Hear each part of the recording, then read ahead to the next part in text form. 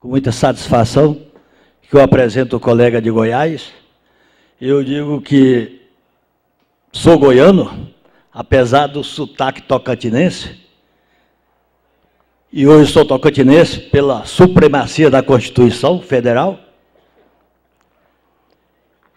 Fui juiz em Goiás e hoje estou satisfeito com o nosso colega aqui, Samuel, nessa terra, como diz, dos tropeiros da Borborema,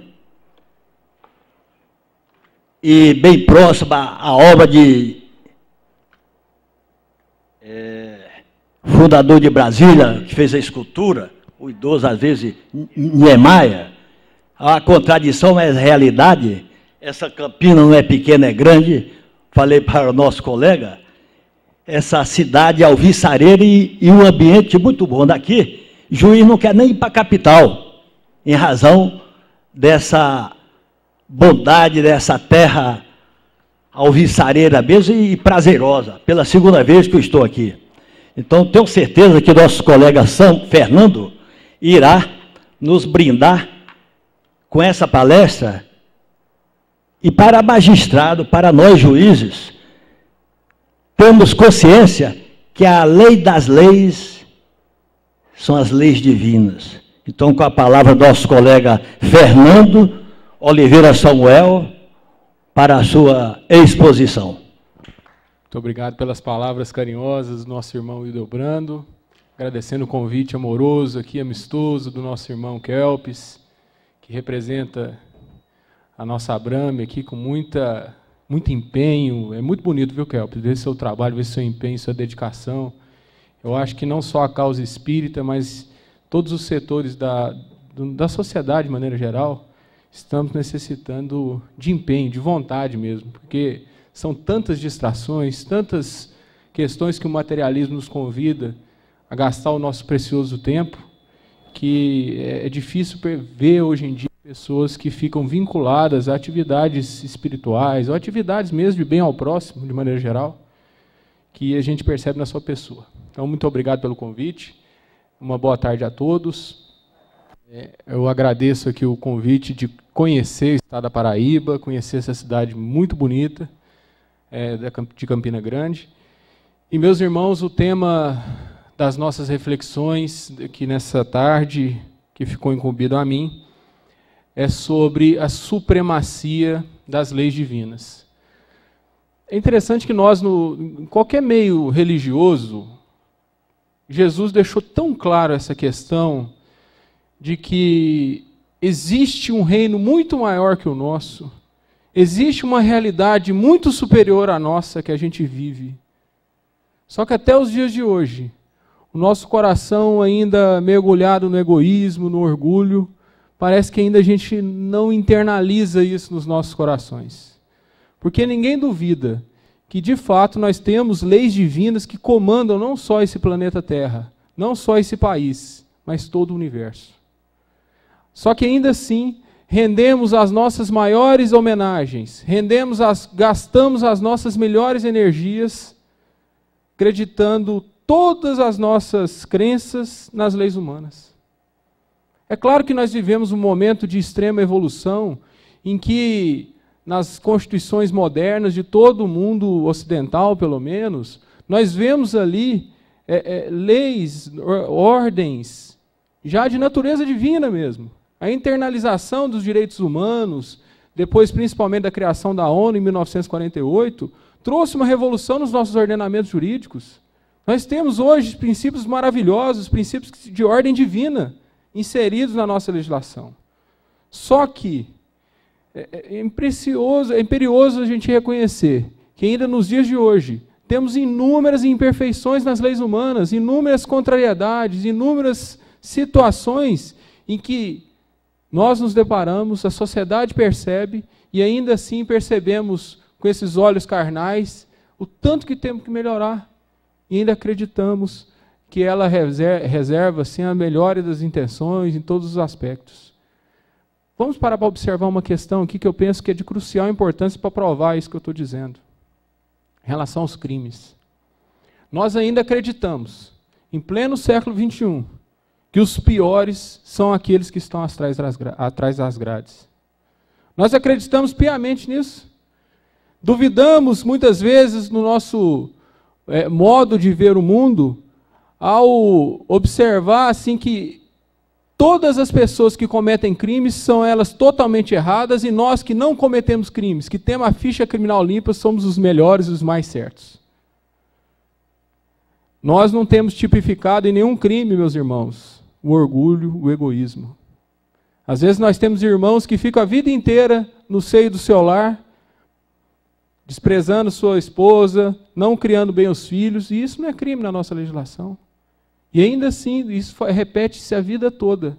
Na hora que chega para a realidade verdadeira e eterna, vai chegar do lado de lá de que forma? Como um derrotado nessa experiência carnal.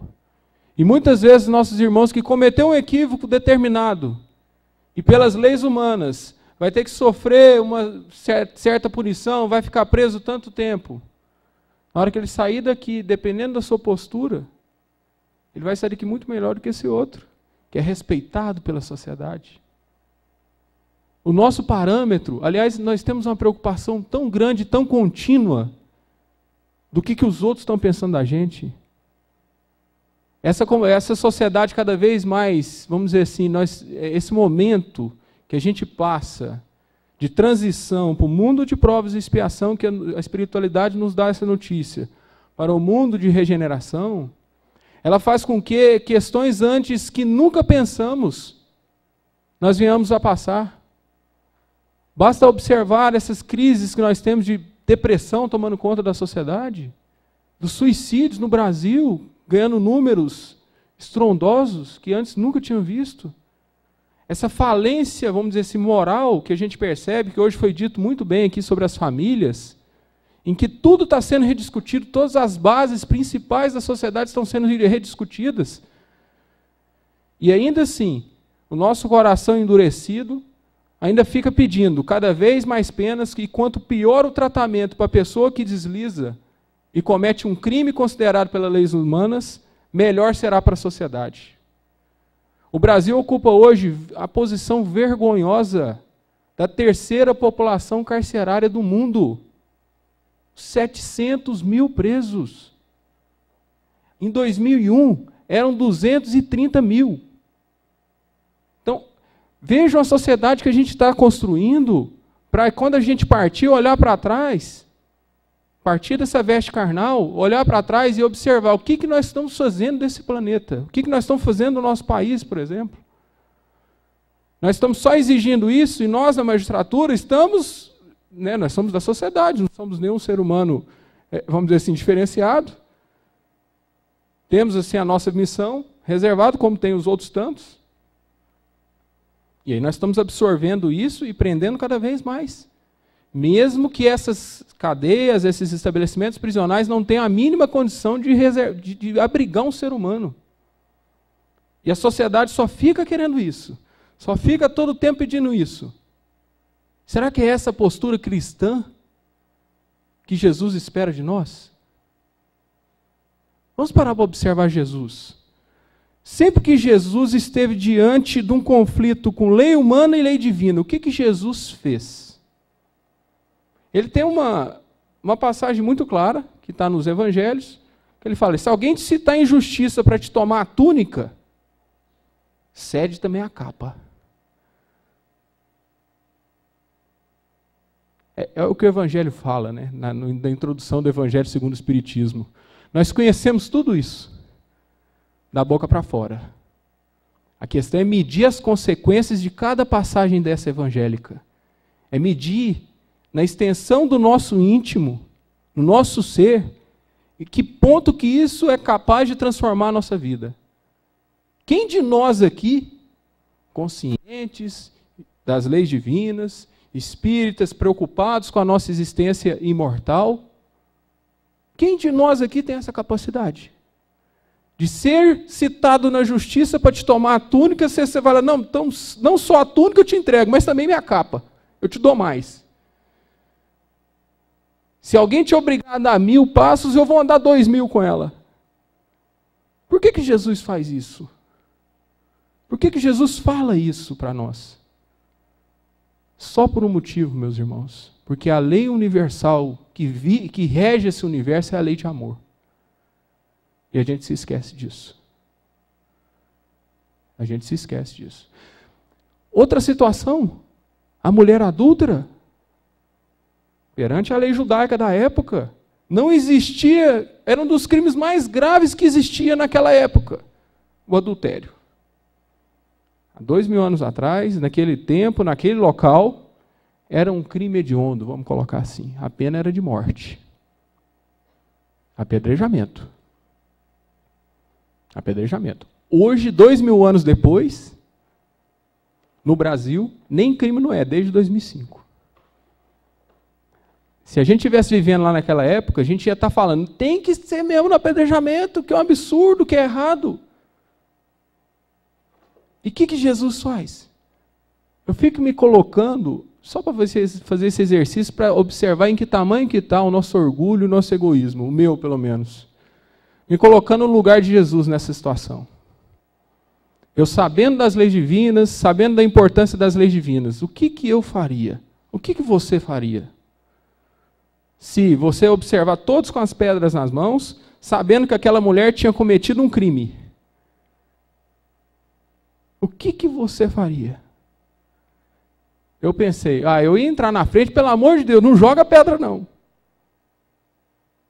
Ia querer brigar com todo mundo. Ia querer tomar as pedras de todo mundo. Eu ia acabar sendo apedrejado junto com ela. Mas Jesus, o que ele faz?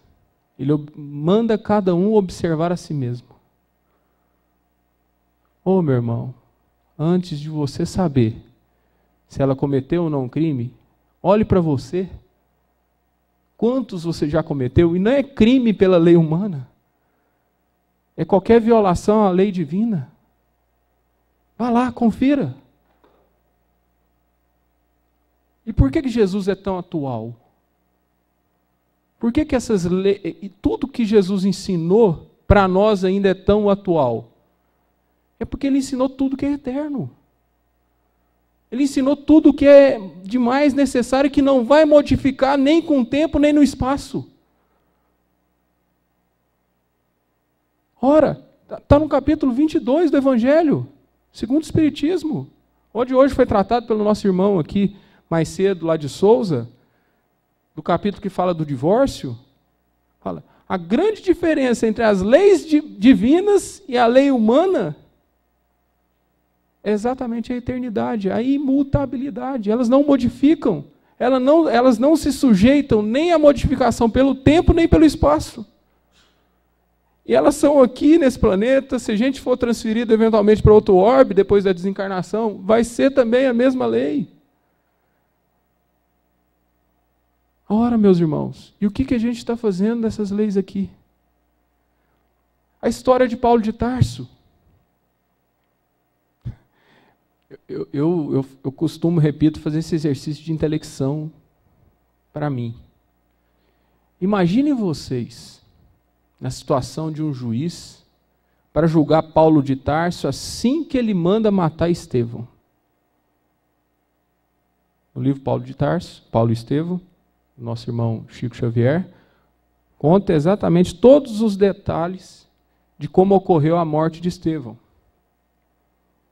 Conta-se lá que o que motivou Paulo a cometer aquele ato, a praticar, a determinar a morte de Estevão por apedrejamento, foi nada mais, nada menos do que orgulho racial, orgulho de raça, orgulho de vaidade religiosa. Ele era um rabino respeitado, o Sinédrio, que era a casa maior dos judeus da época. Paulo, com seus 30 e poucos anos, já tinha alcançado o posto mais alto perante os judeus. E ele tinha sido ali publicamente humilhado, vamos dizer assim, pelos gestos simples, pelas palavras simples de Estevão, e ele não aceitou aquilo. Já que é assim, eu tenho o poder mundano, vou te matar. Imagine nós nessa situação, observando que hoje, depois de 2000 anos, é tudo fácil de observar. É tudo muito mais simples. Então, imaginemos hoje, melhor naquela época, a gente podendo observar todo esse quadro, vendo com toda profundidade o equívoco de Paulo de Tarso. Naquela época era Saulo. O que cada um de nós aqui faria? Eu não tenho a menor dúvida que eu ia condenar no mínimo a pena perpétua para ele, de prisão perpétua para ele. Eu ia mandar prendê-lo. Porque ele matou uma pessoa. Da pior forma possível. Pelos piores motivos possíveis. E o que Jesus faz? Jesus vai atrás do humano. Jesus persegue nós em toda a profundidade. Porque quando ele vai continuar os seus desvarios dele junto a Damasco, atrás de nosso irmão Ananias, eis que aparece na frente dele. Aí Jesus não recrimina, não vai perguntar, por que você matou Estevão? Seu orgulhoso, seu equivocado. Não. A profundidade com que Jesus aborda essa questão nos impressiona muito. Porque ele diz para ele, como todos sabemos, por que me persegue, Saulo? Por quê? Aquilo ali foi suficiente para transformar, para ser o ponto inicial de transformação do nosso irmão Saulo. Percebam, meus irmãos, o tanto que o ser humano oferece para nós uma profundidade muito maior do que a gente pensa. Que a gente tem essa visão maniqueísta de que, olha, somos aqui o lado dos bons e de lá tem os lados maus. E qual que é o parâmetro para observar quem que é bom e quem que é mal? As leis humanas. Vocês imaginem, e eu fico impressionado que no Espiritismo tem isso. Nós sabemos que hoje aqui, cada um de nós, somos resultado das nossas inúmeras encarnações, nossas inúmeras experiências. Nós sabemos disso. Que hoje aqui, nós tivemos várias outras encarnações, várias outras existências, onde ninguém aqui duvida que cometemos as maiores atrocidades. Em determinado momento. Aí vocês imaginem se aqui agora começássemos a puxar nossa ficha criminal? Não na visão da vida atual, apenas. Mas de todas as nossas existências. Cada um colocava a capanga, né, como diz lá no Goiás, debaixo do braço e saía de fininho. Quem de nós aqui tem autoridade moral para dizer, eu sou bom, eu nunca me equivoquei, e se eu cometi foi um errinho ou outro? Quem de nós? Então, meus irmãos, a questão, eu repito, de observar com outros olhos, principalmente essa gravidade que está acontecendo atualmente no Brasil, sobre a forma como a gente trata as pessoas encarceradas, está absolutamente destoante dos ensinamentos do Cristo. Está errada. Não que a gente vá agora passar a mão na cabeça e é um coitadinho, não. Não é questão de ser coitadinho ou não ser coitadinho. O que é a essência do pensamento cristão? O que é esse amor que Jesus ensinou? O que é a diferença desse amor? Porque, se a gente parar para pensar ao longo da história, até então, nós conhecíamos o amor dos gregos. O amor do grego ele era um amor platônico, aquele sentimento de você ter o que não, querer ter o que não tem. Ou seja, você tem amor naquilo que você não tem ainda. Isso a gente sabe hoje que isso não é amor, isso é desejo. Isso é o típico questão materialista. Ou o amor de Aristóteles, que é você ter desejo, ter esse amor, porque você tem, é a alegria de ter. Ele quis fazer o oposto do Platão, que é também um desejo carnal. Jesus, o amor de Jesus é totalmente diferente. O amor de Jesus, ele é exatamente a gente se dispor a fazer tudo de bom para o outro. O foco nosso não é na gente mais, é no outro. Então, na exata medida em que a gente se dedica ao próximo, esse aí é o amor de Jesus. Que a gente renuncia ao nosso interesse em favor do próximo, esse é o amor de Jesus. Você está com sede, quer tomar essa água agora, mas tem uma pessoa do seu lado com sede também. Na hora que você entrega esse copo de água para essa pessoa, isso é amor. Na sua essência maior de Cristo. E a gente não para pensar nisso. A gente quer fruir o máximo do modo mais materialista possível. E é nessa visão, vamos dizer assim, cômoda, em que a gente descumpre reiteradamente os nossos deveres que assumimos antes de vir para cá, para esse planeta. Observando só assim, não, minha ficha criminal está em branco. Não, meu filho está muito bem criado porque eu coloquei na melhor escola, porque não sei o quê, não sei o quê. Então, e vamos vivendo e vamos reproduzindo esse tipo de coisa, esquecendo da realidade maior da vida. Esquecendo que a postura cristã ela exige muito mais de nós do que os olhos da sociedade. Aliás, o julgamento, as questões divinas, elas são necessariamente, na grande maioria das vezes, aliás, na grande maioria das vezes, tudo aquilo que a gente não percebe com os nossos sentidos. Os grandes processos divinos, eles não são perceptíveis aos olhos vistos. As nossas reformas mais importantes que nós temos dentro de nós, elas não são perceptíveis por ninguém. É dentro de nós que isso acontece e isso opera bem devagar, bem vagarosamente. Então essa nossa falta de compreensão em torno das leis divinas, meus irmãos, é, ao fim e ao cabo, para a nossa magistratura, não só para a nossa magistratura, mas também para todos os nossos irmãos aqui que estamos nessa sociedade, ela envolve essa compreensão das leis divinas de forma bem mais profunda, de forma bem mais particular. E de que forma que a gente pode compreendê-la melhor? Através da fé. E fé, como nos diz Emmanuel muito claramente, para a gente não ficar muito, vamos dizer assim, numa conversa muito abstrata, o que é fé? É observar até que ponto que você está sendo fiel a Deus.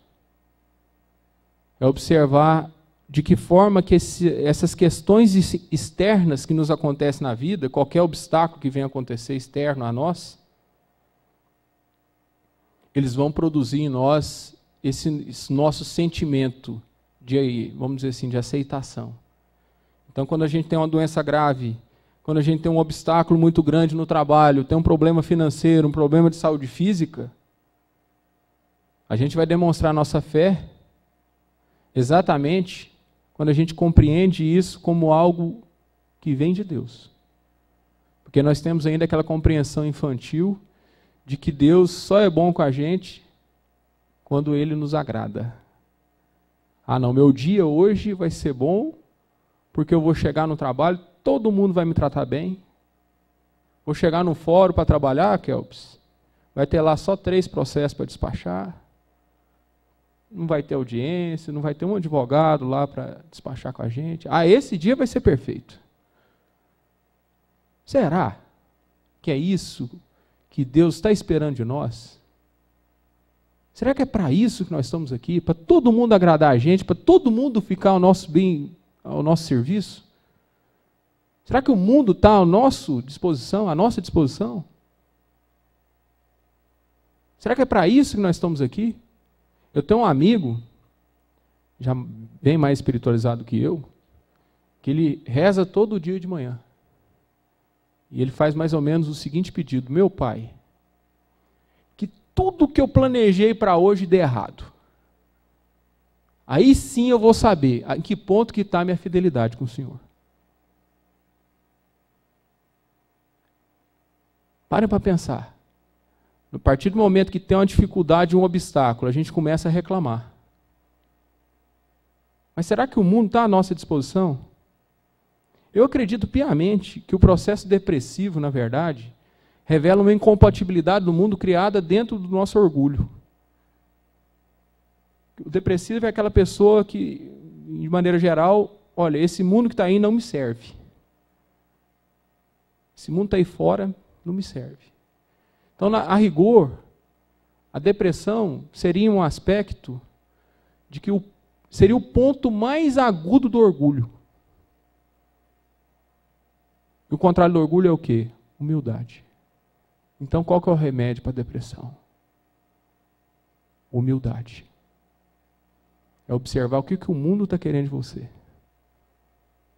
O que está acontecendo lá para que a gente desdobre e tenha uma postura que Deus espera de nós.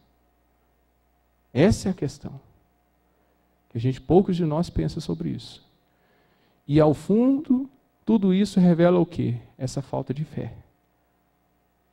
E sobre esse aspecto, eu vou aqui ler um trecho do livro Boa Nova, para quem não conhece, é uma obra maravilhosa, ditada pelo espírito Humberto de Campos a Francisco Cândido Xavier, uma obra de 1940, em que retrata detalhes da vida do Cristo de modo maravilhoso, de modo muito profundo.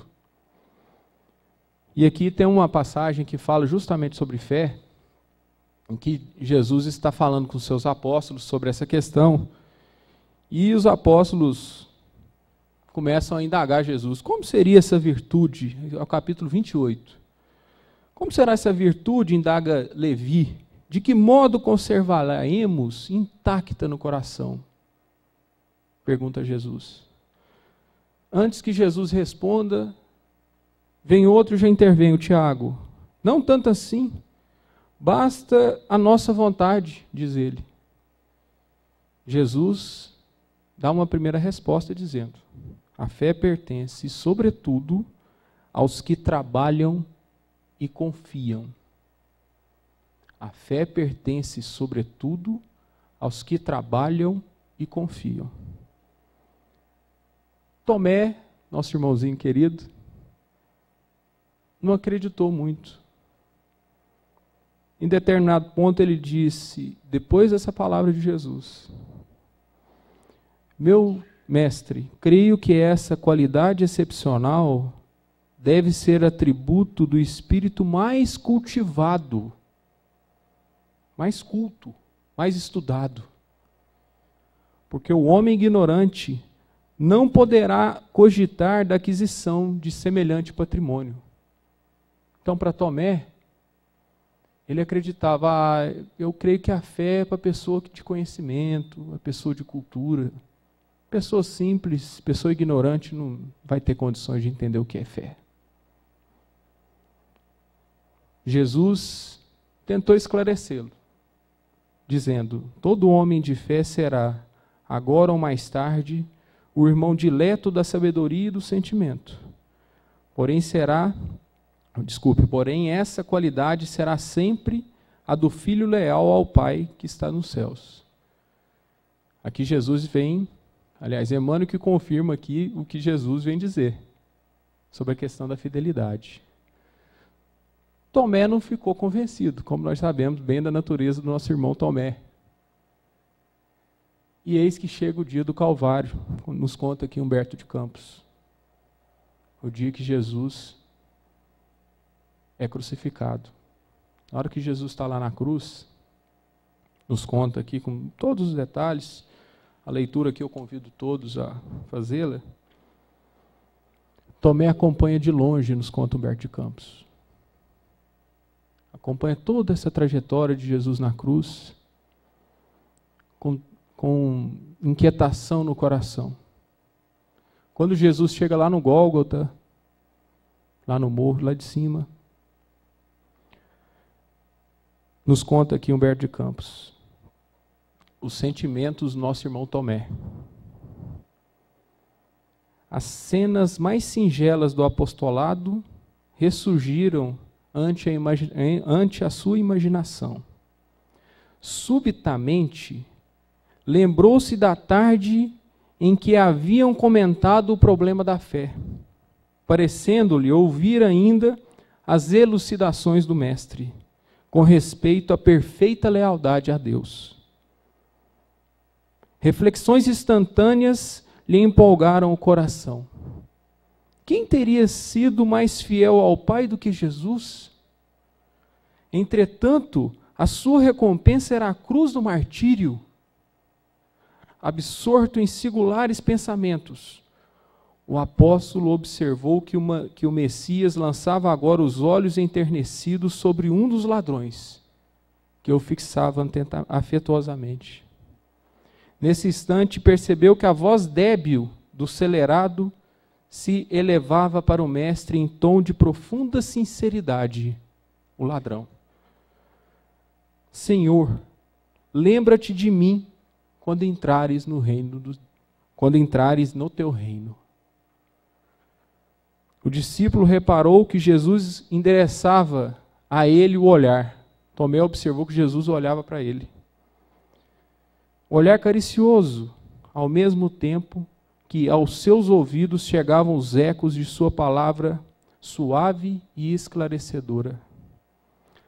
Jesus dizendo no ouvido de Tomé: Vês, Tomé, quando todos os homens da lei não me compreenderam, e quando os meus próprios discípulos me abandonaram, eis que encontro a confiança leal no peito de um ladrão.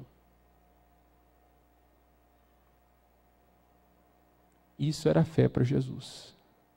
A fé em que não importa quem seja, não importa a pessoa que seja.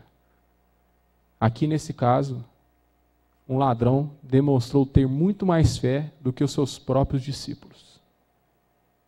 Que pensamos em Jesus com essa ótica, com esse coração, com essa visão, e pensamos em nosso comportamento como cristãos que somos, sobre toda essa questão das leis divinas.